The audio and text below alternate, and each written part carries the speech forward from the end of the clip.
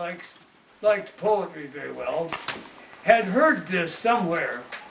And when I was probably 5 or 6 years old, he told me about it. And besides that, our post office, where I was born, was a little town called McGee. This is probably purely coincidental. But at any rate, The Cremation of Sam McGee is a poem by a poet by the name of Robert Service. Robert Service was an English poet who spent several years in World War I as an ambulance driver. And after the war was over, he immigrated to China, Canada, and went up into the Yukon.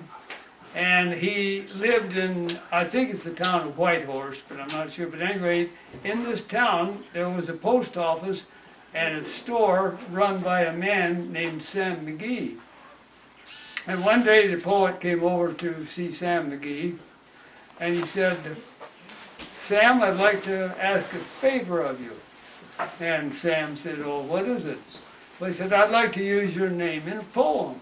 Well, he says, "What about the poem? What is it?" So he told him briefly the story, and McGee said, "Well, sure, you can use my name in the poem." So that's how the name Sam McGee got in the poem. It has nothing to do with truth, I'll have you assured of that.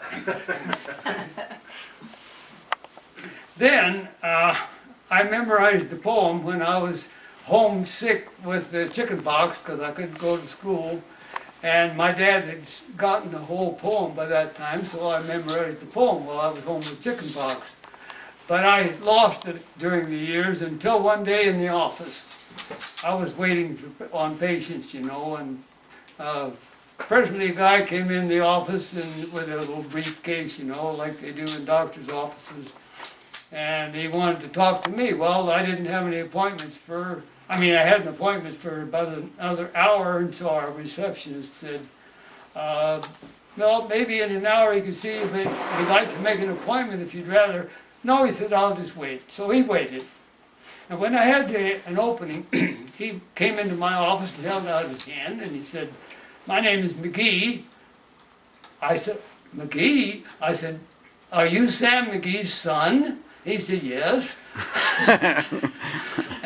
And I said, "Well, I was thinking about that Sam McGee that was cremated up in the Yukon." He said, "That was my dad."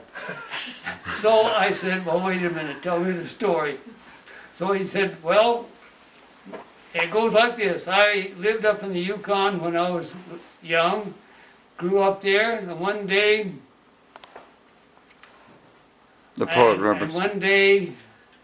let's see if I can catch the story correctly. Then he told me this story about Sam willing to use his name in the poem. But he said, my dad said yes. Well, I said, that's very interesting. So after that, then I rememorized the poem. There are strange things done in the midnight sun by the men who moil for gold. The Arctic trails have their secret tales that'll make your blood run cold. The northern lights have seen queer sights, but the queerest they ever did see, that night on the marge of Lake LaBarge, when I cremated Sam McGee. Now Sam McGee was from Tennessee, where the cotton blooms and blows. Why he left his home in the South to roam round the pole, God only knows. He was always cold, yet that land of gold seemed to hold him like a spell. Though he'd often say in his homely way that he'd sooner live in hell. One Christmas day we were mushing our way over the Dawson Trail. Talk of your cold. Through the parka's fold it stabbed like a driven nail.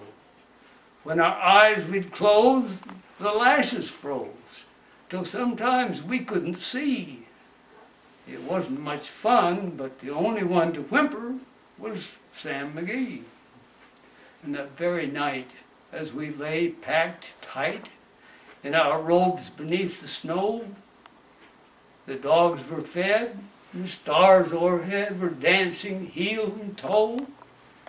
He turns to me and said, "Cap," says he, "I'll cash in this trip, I guess.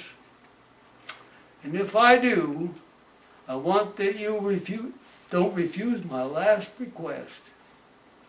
Well, he seemed so low that I couldn't say no.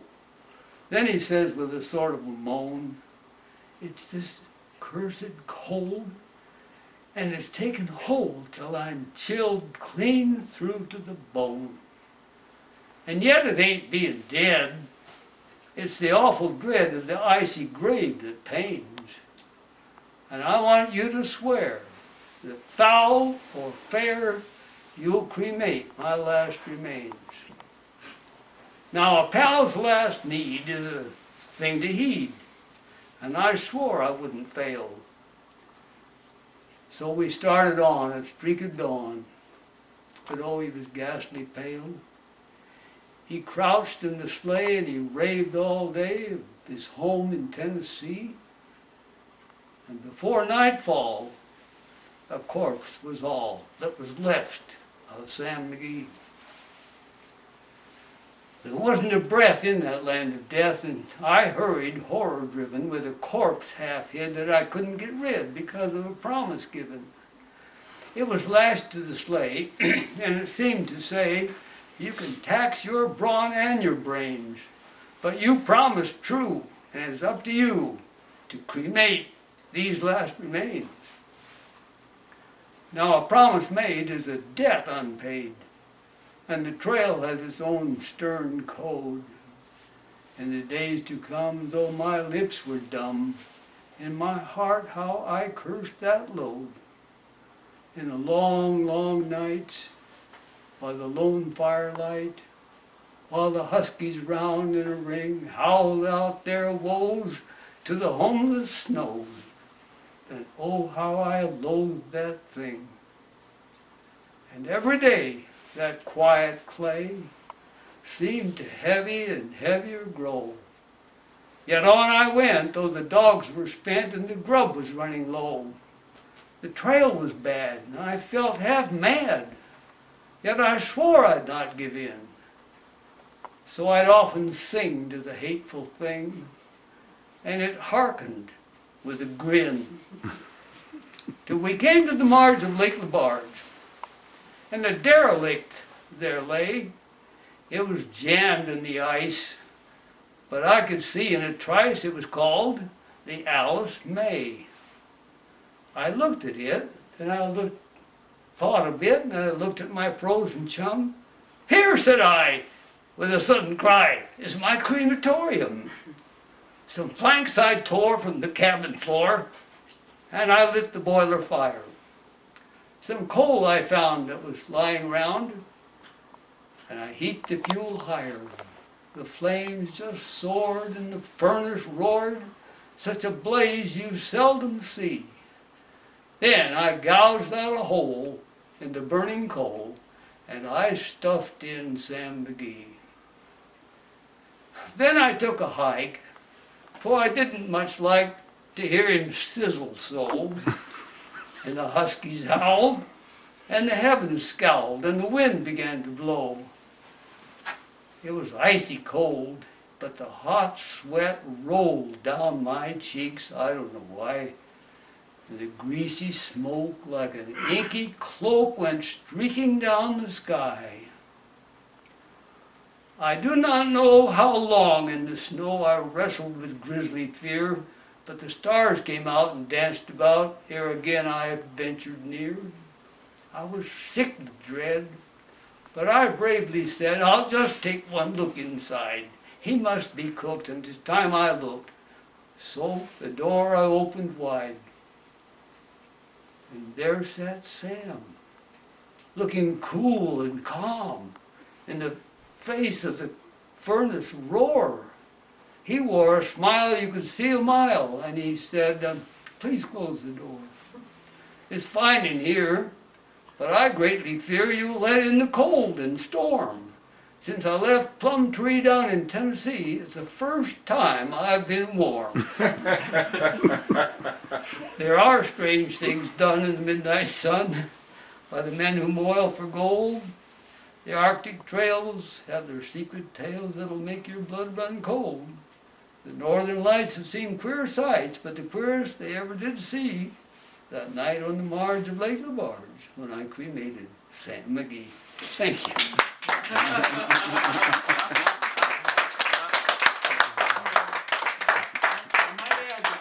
that time, a man, one of our church members came into my office one day, or called me up, I guess it was, and said, because he had heard me give the poem, and he said, Doc B, would you like to meet Sam McGee's granddaughter?